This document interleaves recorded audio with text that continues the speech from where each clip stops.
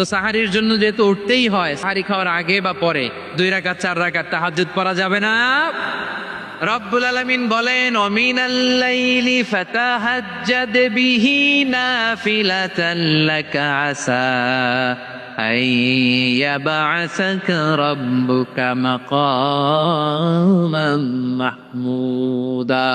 ও নবী, রাতের কিছু অংশ সময়ে তাহাজ্জুদের সালাত আপনি আদায় করবেন, কারণ এই তাহাজ্জুদ হলো আপনার জন্য নাফিলাতাল লাক, অতিরিক্ত ফরজ।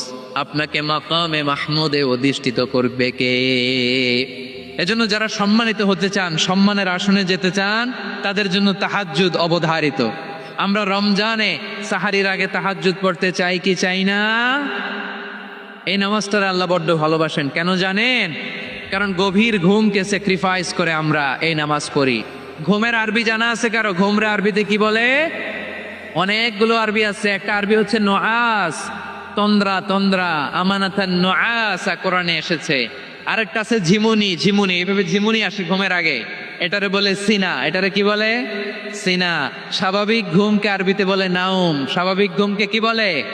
এই সিনা আর নাউমকে আল্লাহ এক আয়াতে এনেছেন, লা তাখুযুহু সিনাতু ওয়ালা নাউম। আল্লাহর তন্দ্রা নাই, ঘুম নাই। ঘুমের আগে যে তন্দ্রা আছে ওইটাও নাই। তাহলে নুআস, সিনা, নাউম পেলাম। আরেকটা ঘুমের আরবি হচ্ছে হুজুদ। চাঁপাইনবাবগঞ্জ আওয়াজ করে বলেন, আরেকটা ঘুমের আরবি কি?